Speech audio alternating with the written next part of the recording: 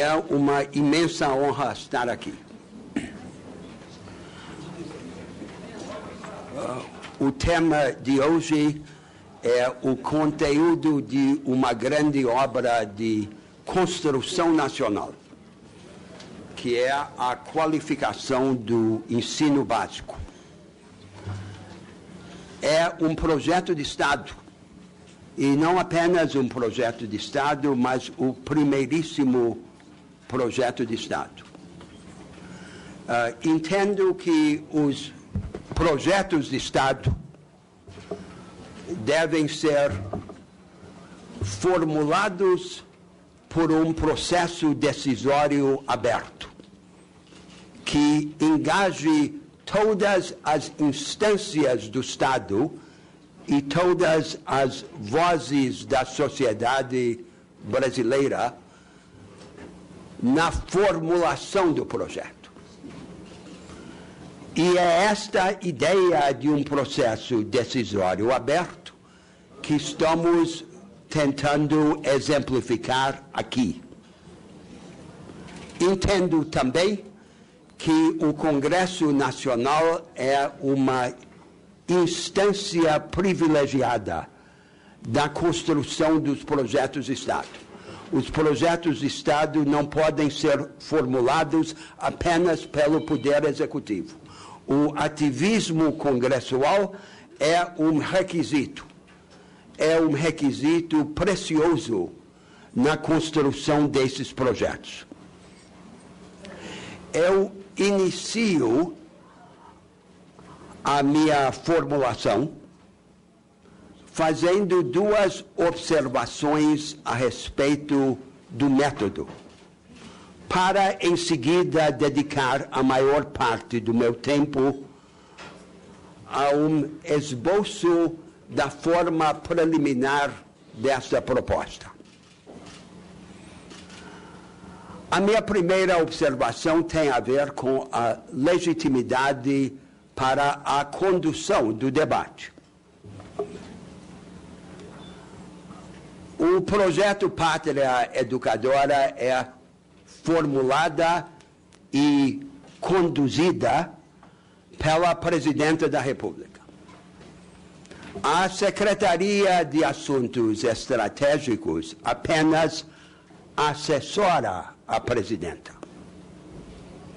O Ministério da Educação participou e participa de todos os momentos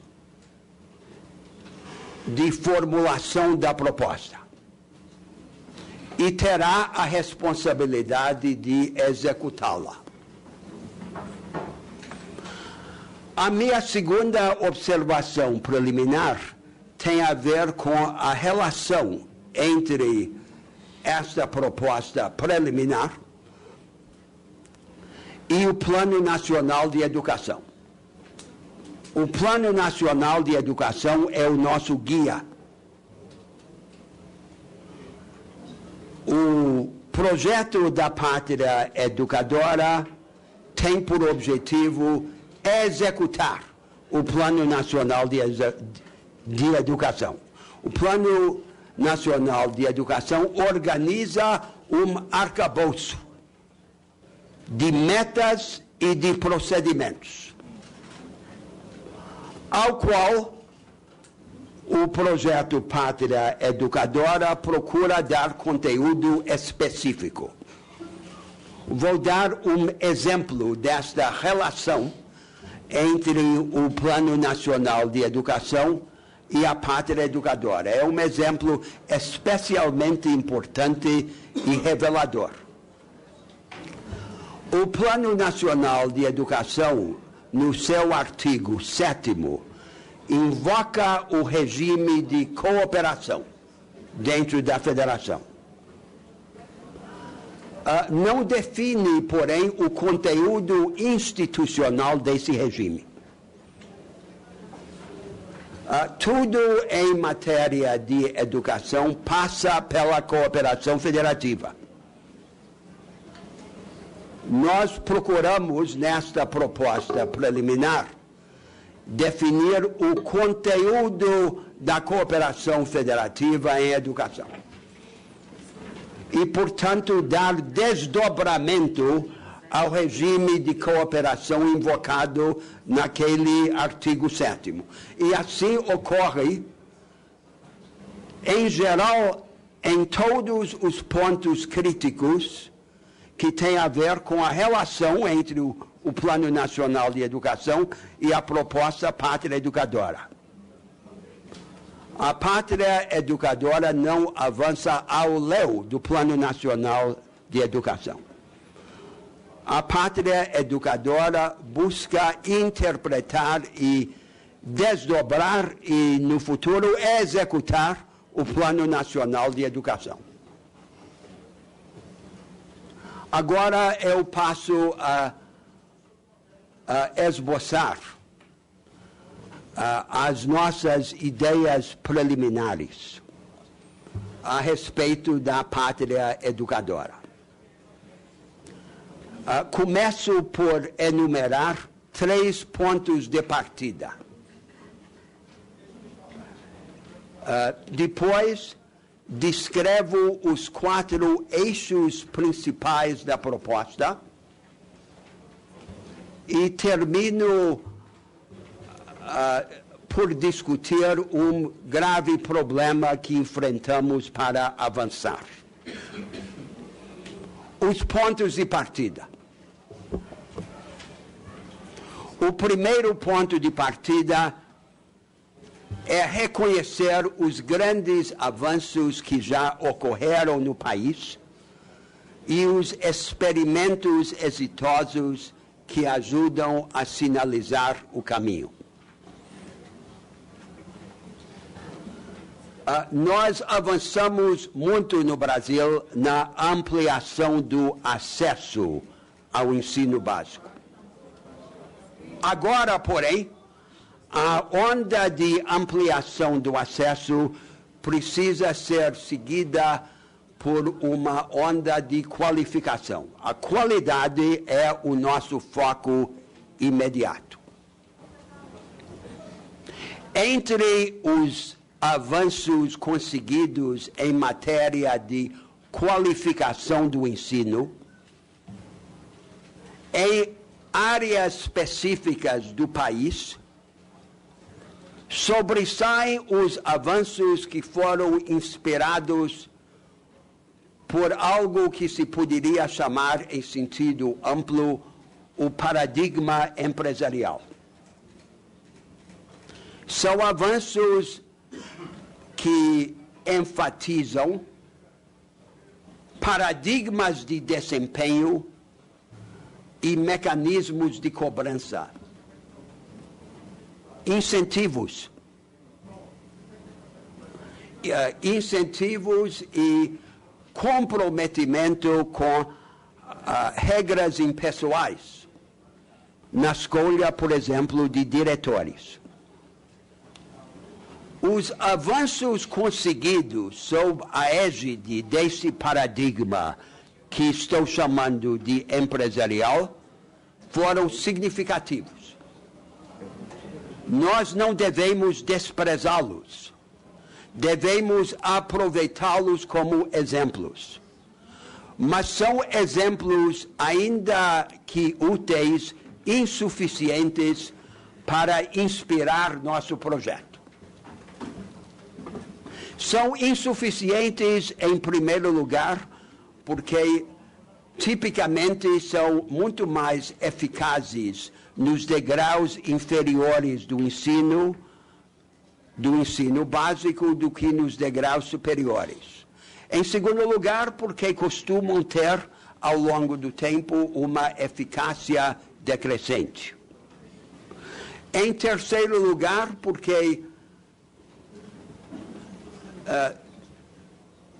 não propõe uma reorientação do paradigma curricular e pedagógico, que tem de ser um dos objetivos da qualificação do ensino básico. E, em quarto lugar, porque não bastam para inspirar o movimento nacional. uma mobilização cívica, até mesmo uma mística, capaz de vencer a barreira dos interesses e dos preconceitos contrariados. A pátria educadora não pode ser apenas um amontoado de medidas tecnocráticas desconexas. Precisa haver uma visão, um ideário, que inspire ao longo do tempo um elenco de ações concretas. O segundo ponto de partida desta proposta preliminar é a convicção de que não basta aumentar a eficiência do que existe, como em geral procura fazer o paradigma empresarial. É preciso mudar. É preciso mudar nos fundamentos a maneira de aprender e de ensinar no Brasil. A tradição da educação no Brasil é uma tradição de enciclopedismo raso e informativo. Nosso tem sido um ensino vidrado em decoreba e fixado na enciclopédia. Como se o melhor aluno fosse aquele que conseguisse decorar a enciclopédia. Foi um modelo historicamente inspirado por exemplos do ensino europeu antigo. Mas este modelo tem dois grandes defeitos que, desde já, o desqualificam como rumo para seguir. Em primeiro lugar, este modelo briga com os pendores dos brasileiros. Esta não é a nossa natureza. O que é o Brasil? O Brasil é uma grande anarquia criadora. O atributo mais importante do nosso país é sua vitalidade. Sob este modelo da educação brasileira, nós vestimos uma camisa de força que briga com a nossa natureza. Chegou a hora de tirar a camisa de força. A segunda razão básica para rejeitar este modelo é que é incompatível com as exigências da aprendizagem e da produção no futuro. Cada vez mais no mundo, o importante em matéria de educação e em matéria de produção é a capacidade de inovar, de pensar crítica e criativamente e, sobretudo, de inovar o tempo todo. E este ensino dogmático e enciclopédico contradiz os requisitos da inovação permanente. Precisamos, por isso, reorientar as diretrizes da educação no Brasil, tirando a camisa de força e instituindo uma maneira de aprender e de ensinar que privilegie as capacitações mais do que os dogmas ou até mais do que os conteúdos. O terceiro ponto de partida desta proposta preliminar tem a ver com o sentido de um sistema nacional de ensino. O ensino no Brasil tem sido paradoxalmente desorganizado e uniforme ao mesmo tempo. Nunca houve um sistema nacional de ensino. Entretanto, se examinarmos as práticas de educação em todo o país, constatamos que tendem a ser muito semelhantes no conformismo com a mesma mediocridade. Não é muito diferente do que foi historicamente a educação, por exemplo, nos Estados Unidos. Lá também, desorganizada e uniforme. Agora, sob a orientação do Plano Nacional de Educação, trata-se de organizar um sistema nacional de ensino. À primeira vista, organizar um sistema nacional de ensino significa substituir a uniformidade desorganizada por uniformidade organizada. Creio que não deve ser este o nosso caminho.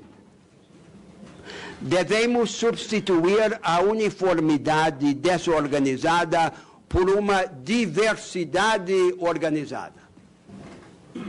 Por um sistema que seja capaz de divergir, de experimentar e, portanto, de evoluir. É isto o que exige a realidade de um país vasto, desigual e federativo como o nosso. Aprender a caminhar caminhando e organizar o sistema para que não suprima os experimentos que nos ajudem a descobrir o caminho.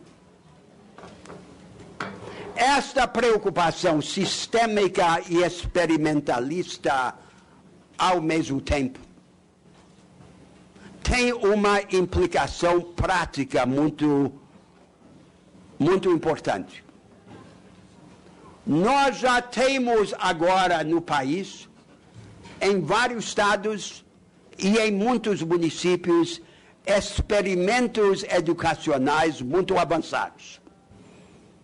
Estamos agora no processo de definir a base nacional comum, como comanda o Plano Nacional de Educação. É muito importante que a maneira de definir a base nacional comum e de organizar o Sistema Nacional de Ensino não cristalize um consenso que fique aquém desses experimentos mais avançados que já existem. Ao contrário, nós temos de organizar o sistema de uma maneira que mantenha abertas as portas do experimentalismo brasileiro e que não imponha ao futuro os dogmas do presente.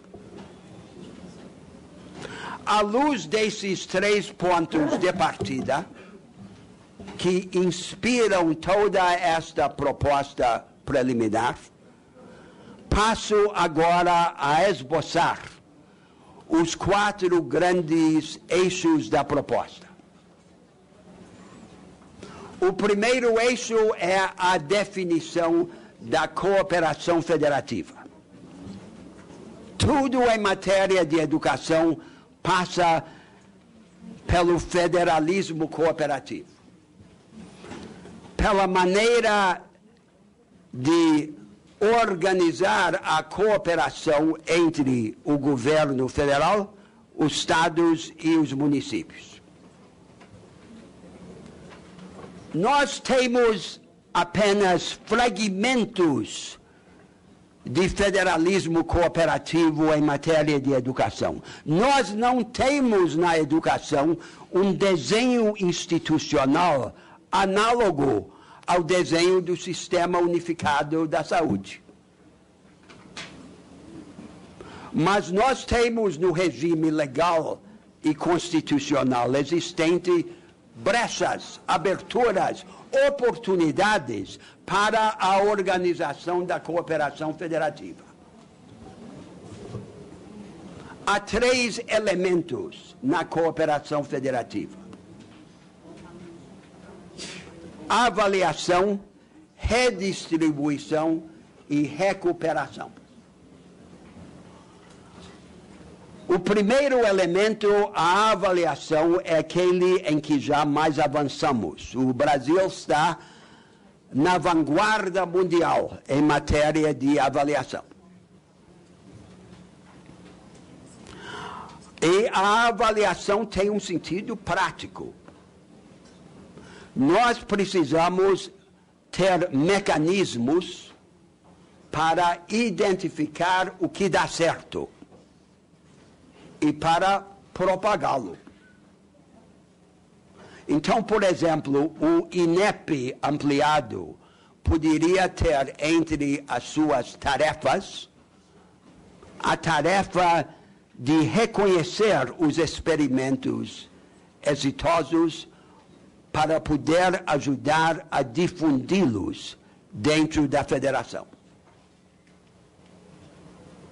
O segundo elemento da cooperação federativa em educação é a redistribuição.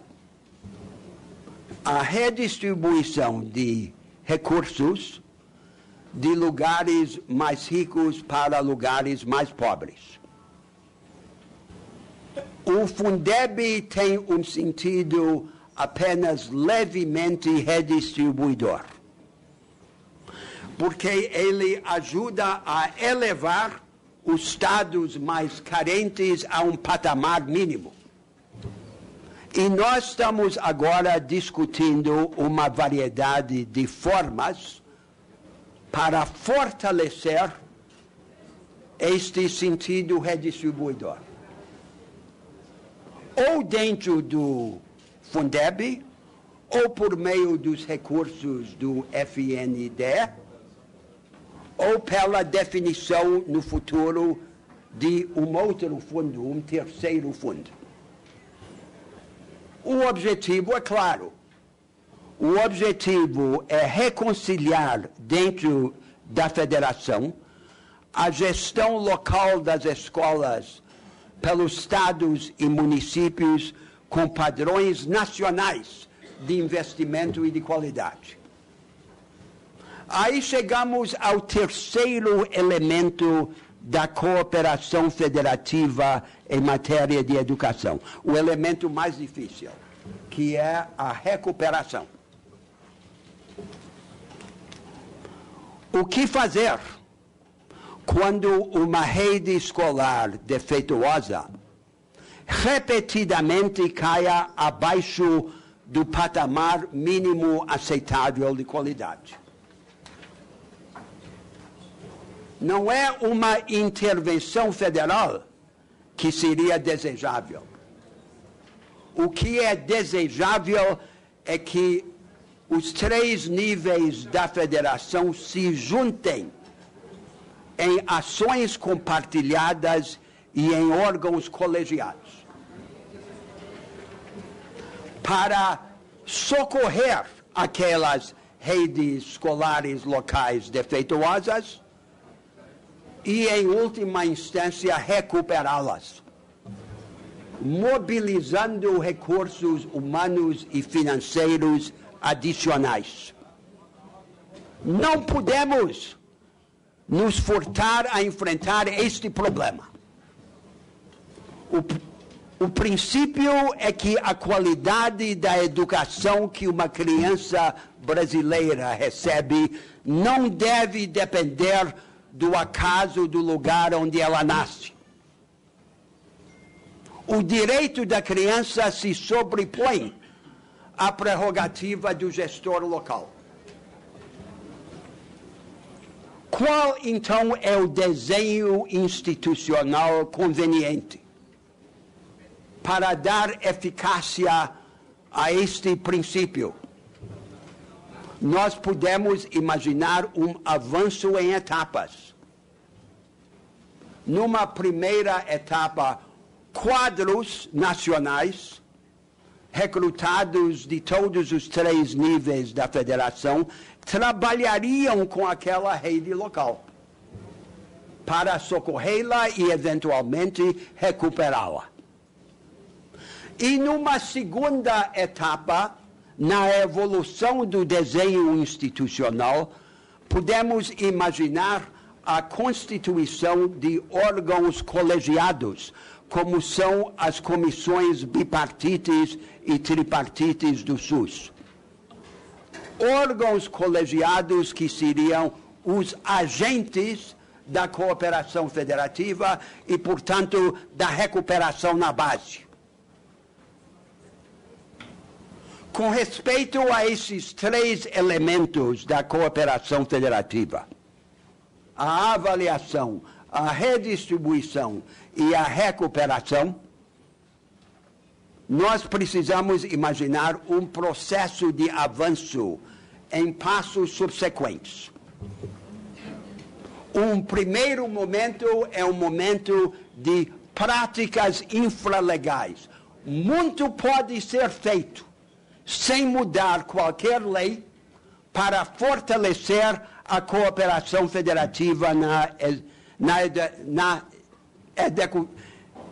educação, pelo trabalho conjunto dos quadros dos três níveis federativos. Um segundo momento é o momento de formulação ou revisão de leis. Por exemplo, desdobrar em lei o regime de cooperação estabelecido pelo Plano Nacional de Educação e regulamentar em lei, na área da educação, a disciplina das competências concorrentes pelo artigo 23 da Constituição Federal. E aí, só no futuro, num outro momento histórico, pode vir o momento da revisão constitucional. Rever a Constituição pode ser conveniente num outro momento, no futuro, para aprofundar a cooperação federativa. O nosso federalismo, o federalismo brasileiro, é historicamente inspirado no exemplo dos Estados Unidos. É o federalismo convencional ou clássico, que atribui poderes distintos e estanques a cada nível da federação. A ideologia do federalismo clássico é uma ideologia experimentalista. Os Estados federados são supostamente laboratórios de experimentação. Mas há uma contradição entre esta ideologia experimentalista e o desenho institucional do federalismo clássico. Nós temos que resolver essa contradição no futuro, inovando nas instituições que definem o regime federativo. E a cooperação federativa em matéria de educação pode ser uma vanguarda deste avanço. Em todas as políticas sociais, o progresso depende da cooperação federativa. Tratemos, portanto, de praticar e depois de desenhar um regime federativo aberto à cooperação e ao experimentalismo. Agora passo para o segundo eixo da proposta preliminar: a reorientação curricular e pedagógica. Eu dizia no início, o nosso ensino é tradicionalmente vidrado em decoreba e em enciclopedismo raso. Agora nós temos que fazer um grande enxugamento curricular. Mas aí vem uma divergência que já surgiu no debate que teremos que resolver. O que é que deve substituir a enciclopédia grande? Estas muitas disciplinas tradicionais, cheias de conteúdos que devem ser supostamente decorados pelo aluno. Uma primeira tese é que a enciclopédia grande deve ser substituída por uma enciclopédia pequena, por um rol de conteúdos consagrados que seriam o cerne do novo currículo. Não parece ser a melhor tese. A melhor tese parece ser que a enciclopédia grande deve ser substituída não por uma enciclopédia pequena, mas por um foco em competências, sobretudo competências analíticas. O mais importante, que é a interpretação de texto e raciocínio lógico. O palco para a aquisição das competências analíticas é o aprofundamento seletivo, projetos, profundidade. O conteúdo é muito menos importante, o que vale é que ele seja abordado com profundidade, porque só quando há aprofundamento é que há oportunidade para desenvolver as capacitações analíticas. Aprende-se fazendo e criticando e criando. E para isso precisa haver profundidade. Profundidade conta mais do que abrangência. Portanto, um ensino organizado mais em torno de projetos do que em torno de conteúdos consagrados. A prevalecer esta segunda tese, o currículo seria organizado como uma sequência de competências, sobretudo competências analíticas. Haveria uma sequência padrão, mas ao mesmo tempo sequências especiais. De um lado, sequências especiais para alunos que encontrem dificuldade em aprender dentro daquela sequência padrão. Se o aluno não consegue aprender de acordo com o método que está sendo empregado, não convém ficar repetindo 20 vezes o mesmo método que não deu certo a primeira vez. Convém tentar avançar por outra forma, até poder devolver aquele aluno em dificuldade à sequência padrão. Por outro lado, se o aluno tem uma grande vocação, um potencial extraordinário em determinado campo, ele deve poder manifestar aquela vocação e, por isso, precisa haver também sequência especial para vocações extraordinárias. Dou um exemplo de matemática. Quem tem grande potencial em matemática não deve ter de aguardar o ensino superior para conhecer a matemática abstrata. Pode ser introduzido a aritmética, por exemplo, por meio da teoria dos conjuntos. E nós já temos muitas experiências no mundo que demonstram a eficácia desta orientação determinada a reconhecer as vocações. E qual é a motivação? A motivação de permitir esta diversidade nas sequências curriculares. A motivação fundamental é reconciliar o compromisso igualitário e republicano com o respeito pelos talentos individuais. Não é uma massa orgânica e uniforme. Igualdade não é nivelamento. Todas as democracias contemporâneas enfrentam a tensão entre o ideal igualitário e o compromisso com o reconhecimento dos talentos individuais. Eu não me conformo. eu, como cidadão, não me conformo em que os nossos Newtons e Darwins baixaram a sua sepultura sem se haver descoberto. Eu quero libertar a genialidade brasileira. E eu quero, portanto, um currículo que dá vazão aos experimentos, às divergências, às heresias, às diferenças individuais. Esta reorientação pedagógica exige também o enfrentamento do problema que chamamos de o problema das capacitações pré-cognitivas, às vezes chamadas socioemocionais.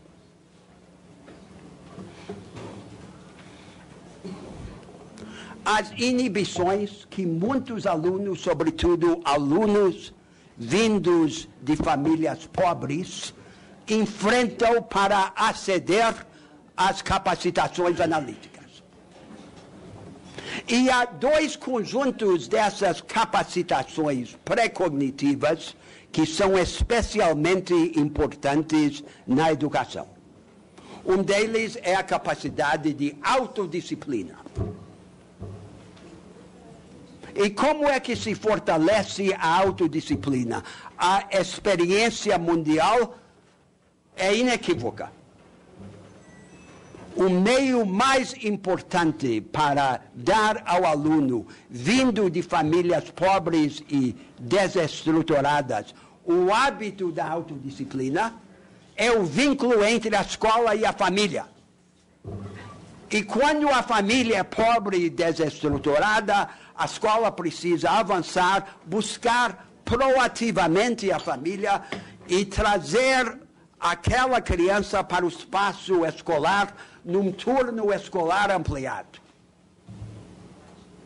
E o segundo grande conjunto de capacitações de comportamento pré-cognitivas, que é vital para a qualificação do ensino básico, são as capacitações de cooperação.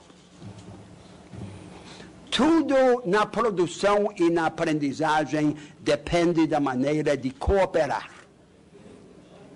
A nossa tradição no Brasil é combinar na sala de aula individualismo e autoritarismo. Fica o professor lá na frente, diante da lousa, e o aluno confinado à sua mesa, afundando no isolamento e no tédio.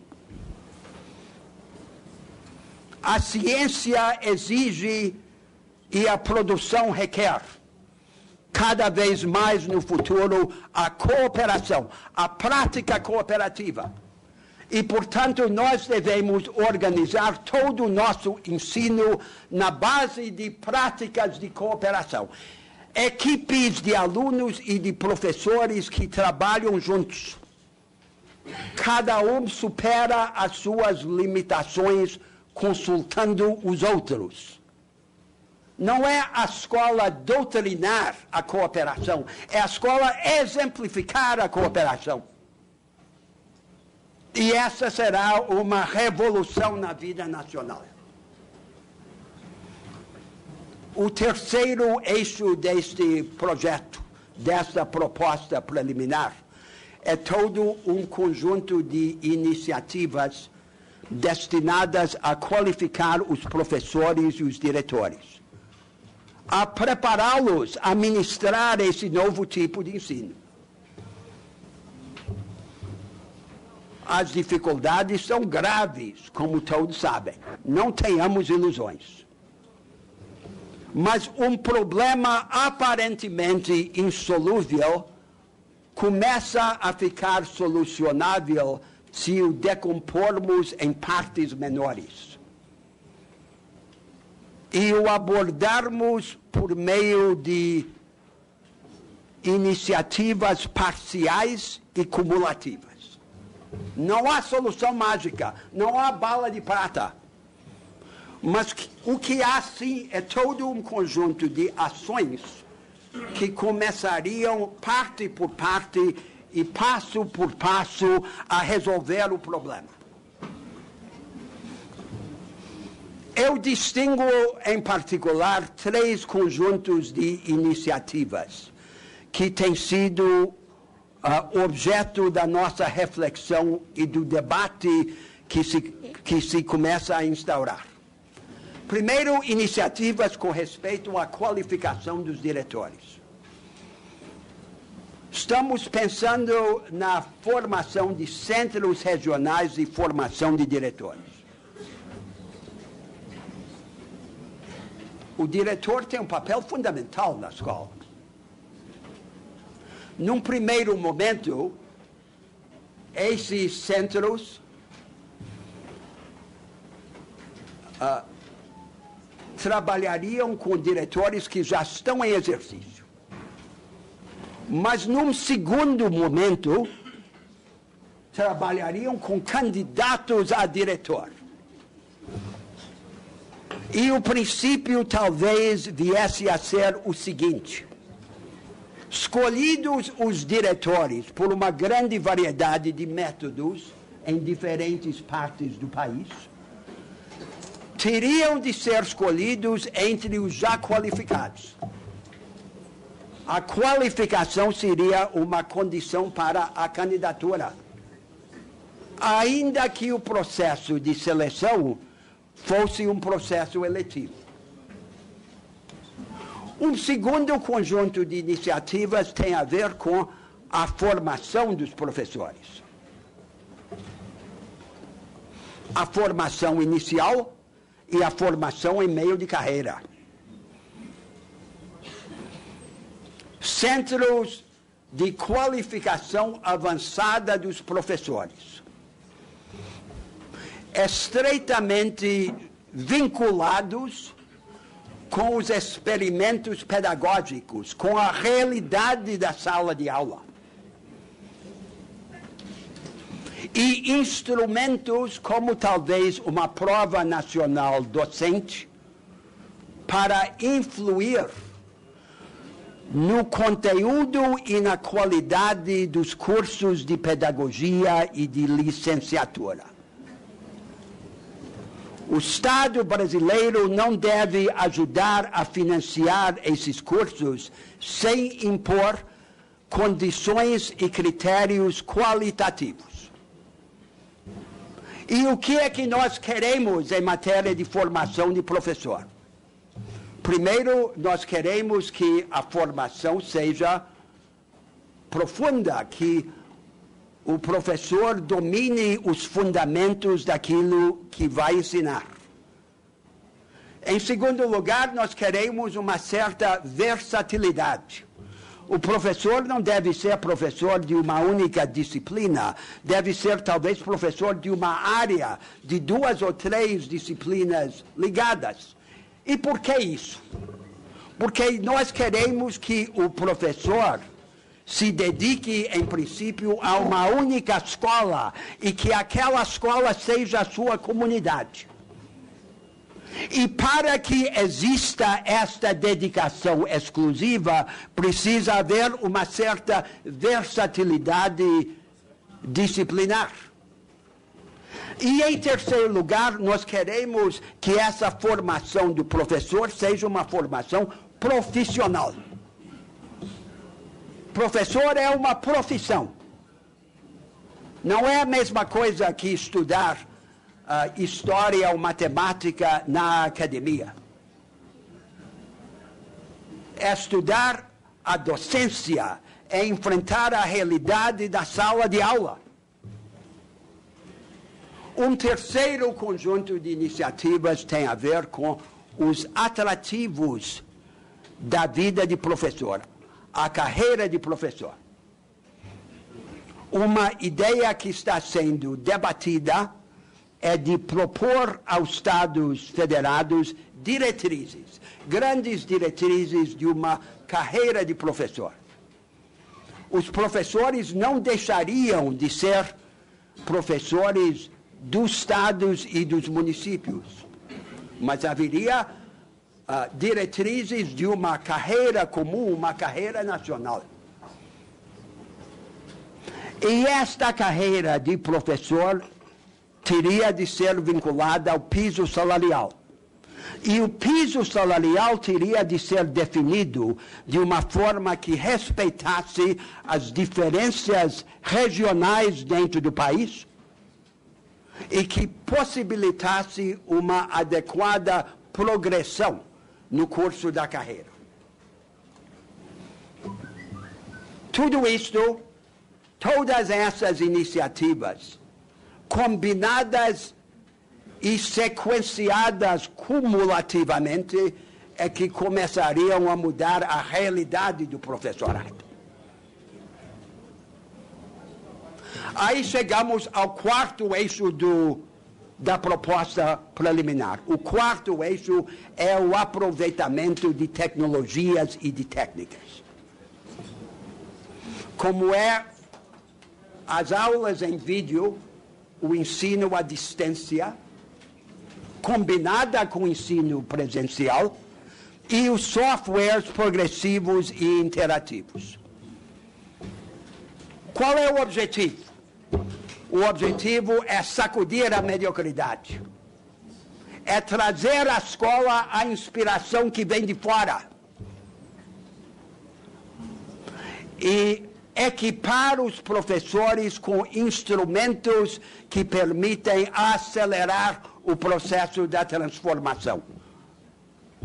Não tenhamos ilusões. A tecnologia por si só não resolve qualquer problema. Há experiência contundente que demonstra que simplesmente colocar computador em sala de aula não produz qualquer efeito.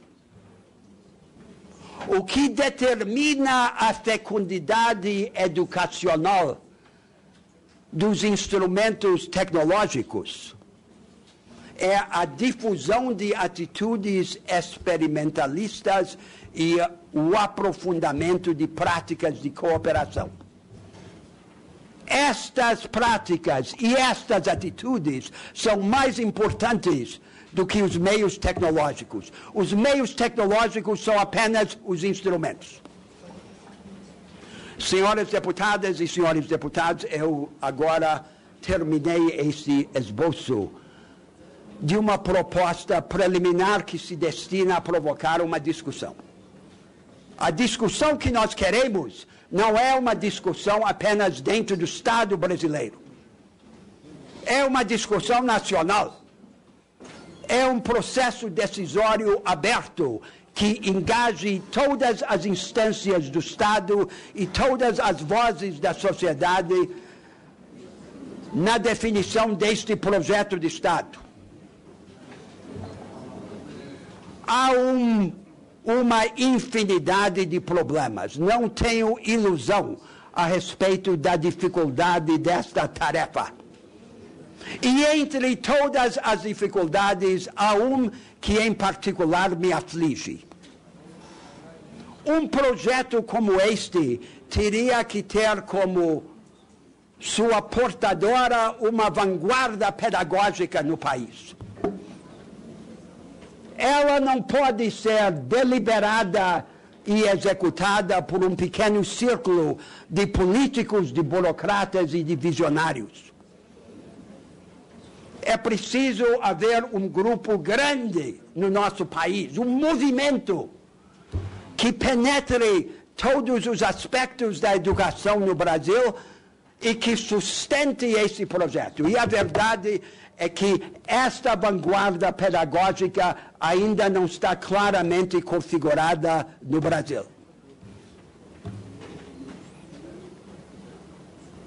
Nós teremos que encontrá-la e de construí-la no meio do processo.